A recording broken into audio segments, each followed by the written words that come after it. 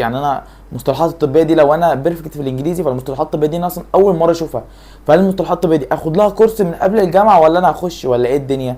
السلام عليكم ورحمه الله وبركاته. ازيكم يا شباب، عاملين ايه؟ شوف يا اخي دلوقتي بيعدي بسرعه ازاي. من كام شهر كنا بنتكلم عن الثانويه العامه وازاي تلم العربي والانجليزي والالماني والحاجات دي. دلوقتي اهو كمان كام يوم انت داخل الجامعه. اعتقد ما كنتش تتوقع ان هي تعدي بالسرعه دي. انت دخلت اي كليه فانت احمد ربنا، يعني اذا كنت وفقت ودخلت كليه انت نفسك فيها، كليه طبيه بقى، او دخلت هندسه او دخلت تجاره، اهم حاجه الكليه انت نفسك فيها. وحتى لو ما دخلتش الكليه اللي انت نفسك فيها فاكيد ربنا كاتب لك الخير في الحاجه اللي انت دخلتها. ولكن احنا النهارده كلامنا عن الكليات الطبيه، فاي حد مش في الكليات الطبيه عايز يسمعنا يتفضل عادي جدا. انا اول ما عرفت ان انا داخل كليه صيدله فجه في دماغي حاجات كتير جدا. انا مدرسه عربي والانجليزي بعافيه، ازاي هدرس 8 مواد بالانجليزي عادي كده مره واحده كده من غير كورسات؟ مش عارف. هل المصطلحات الطبيه محتاج لها كورسات؟ يعني انا المصطلحات الطبيه دي لو انا بيرفكت في الانجليزي، فالمصطلحات الطبيه دي انا اصلا اول مره اشوفها. فهل المصطلحات الطبيه دي اخد لها كورس من قبل الجامعه ولا انا اخش ولا ايه الدنيا؟ وهل انا هقدر اتاقلم مع الجامعه بقى وهقدر اتعامل وما اقولش يا ميس ويا مستر والحاجات دي وهبقى كويس عادي؟ واول يوم ده بقى الناس هتتريق عليا عشان داخل اقول يا مستر والحاجات دي. صراحه دول كانوا 3 حاجات كانوا قلقني جدا من قبل ما اخش الجامعه. انا النهارده جاي اقول لك ال3 حاجات دول، اكيد انت نفسك بتسال على ال3 حاجات دول، فانا النهارده جاي اجاوبك على ال3 حاجات دول.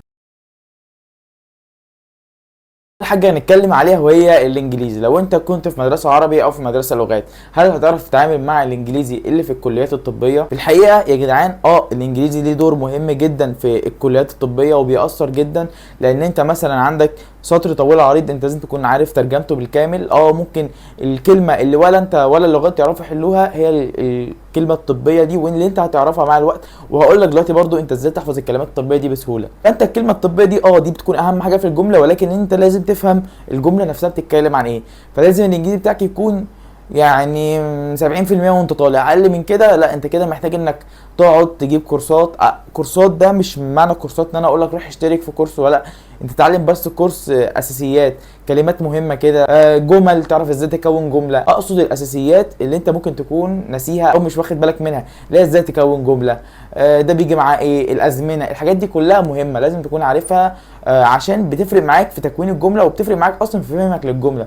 لان ممكن نفس الكلمه مع جمله مختلفه توديك حاجه تانية خالص. لكن طالب اللغات اعتقد الانجليزي اللي هو كان بياخده طول حياته في الجامعه ده هو كفايه ومش محتاج حاجه تانية، الا بقى لو كان هو على الله ان شاء الله. واصلا لو هو على الله ان شاء الله انا شايفه زي دخل كليه طبيه. ولكن اعتقد بتوع اللغات، يعني احنا حتى في الجامعه بتوع اللغات بيبقوا فاهمين المصطلحات دي وفاهمين الجمله عننا احنا بتوع العربي، لان احنا الحاجات دي مش دارسينها، احنا بندرس بالعربي، هم دارسينها بالانجليزي اصلا من هم في ابتدائي، فهم بيبقى بالنسبه لهم الموضوع اسهل مننا شويه. ولكن نيجي بقى لمشكله المصطلحات الطبيه. المصطلحات الطبيه دي اكبر عائق في اي حد داخل كليه طبيه بيفكر في المصطلحات الطبيه. بس دي معلومه مني، نصيحه نصيحه نصيحه، ما تاخدش حاجه اسمها كورس مصطلحات طبيه ده خالص، ولا حتى على اليوتيوب، لان انت والله ما تستفاد منه حاجه. عايز تجرب جرب، بس انا بقول لك انت مش هتستفاد منه حاجه. لان هي الفكره ايه؟ الفكره ان انت مش هتحفظ المصطلح ده غير لما يكون عليك ضغط، وغير لما تعيد وتزيد فيه. يعني انت المصطلح من كتر ما انت بص، انت اصلا كانسان انت ازاي فهمت العربي؟ من التكرار.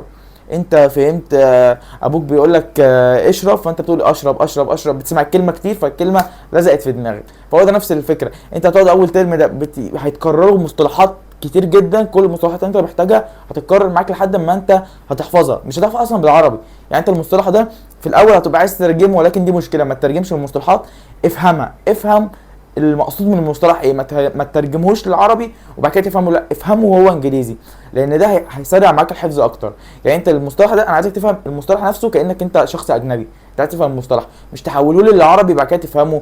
دي هتقعد معاك وقت وهتقعد تنساه كتير، ولما تفتكره هتفتكره بالعربي مش هتفتكره بالانجليزي خالص. وبعدين في اغلبيه الكليات الطبيه، يعني طب بشري، صيدله، اسنان، تمريض، علاج طبيعي، باي تكنولوجي، كل الكليات دي تاخد ماده في الدراسه اسمها ميديكال ترمينولوجي. ميديكال ترمينولوجي دي المصطلحات الطبيه، ماده كامله للمصطلحات الطبيه. فانت لما تاخد الماده فيها مصطلحات طبيه والمواد التانية هتعيد فيها المصطلحات الطبيه دي، فانت الموضوع هيثبت معاك بسهوله جدا جدا جدا. بس فانا مش عايزك تقلق نفسك من موضوع المصطلحات الطبيه واللغه. اهم حاجه تفهم تذاكر ازاي بس، لان مذاكره الجامعه ملهاش اي ادنى علاقه بمذاكره ثانويه عامه. فانت بس حاول تفهم طريقه المذاكره، وانا ممكن ابقى اعمل لكم فيديو عن ازاي تعرف يعني مذاكره الجامعه والتريكات اللي بتبقى فيها دي، لانها مختلفه تماما عن مذاكره ثانويه عامه. نخش بقى في ثالث حاجه، وهي ان انت هتتعامل مع الناس ازاي، مع الناس الجامعيين دول ازاي، مع الدكتور اللي هيديك الماده ازاي، مع الدكتوره اللي هتديك الماده ازاي. بصوا يعني انا صراحه انا وانا داخل الجامعه كنت متوتر ان انا مثلا اقف قدام دكتور قدام الجامعه او قدام المحاضره يعني كلها الناس اللي موجودين، واقول له يا مستر مثلا. دي كانت يعني فوبيا، اقسم بالله فوبيا، لان انت اكيد انت سنك متعود على حاجه معينه فانت ممكن تلخبط. ولكن لما بدات الدراسه في الجامعه حسيت لا، انا مفيش ولا مره بتهيالي قلت لحد يا مستر او لدكتوره يا ميس، لا مفيش الكلام ده خالص. هو خلاص انا داخل اصلا من كتر الخوف، انا خلاص ما يعني لزقت في دماغي. هي دوك مره واحده قلتها غلط، ولكن يعني كانت في اخر السنه والدنيا مشيت يعني ومحدش خد باله. طب صوت واطي شويه. اهم حاجه انت ما تبقاش متوتر، ما تبقاش داخل تقول ويا جدعان. هتلاقوا منتشر جدا يقول لك ايه على الجروبات بقى، انت دخلت اي جامعه هتلاقي الناس اللي اكبر منك يقول لك ايه ده احنا هنمسك الطلاب الجداد دول ان هم النيو كامر، هنمسك النيو كامر دول نقعد نتريق عليهم. ولا حد هيتريق عليك ولا حد هيقول لك حاجه، وانت هتبقى ماشي في الجامعه يعني بيبقى باين عليك ان انت سنه اولى زي ما كان باين علينا ان احنا سنه اولى، ولكن ما حدش هيبقى مهتم يجي يتريق عليك. يعني انت تبقى واقف كده وهيجي واحد يقول لك يا ابني اللي انت عامله ده، يقعد يتريق عليك. والله ولا حاجه من الحاجات دي هتحصل. بس وده كان فيديو كده سريع بسيط قبل الجامعه، عشان في حاجات مهمه انا نفسي كنت ببقى متوتر منها، فانا حبيت اجي اطمنكم منها.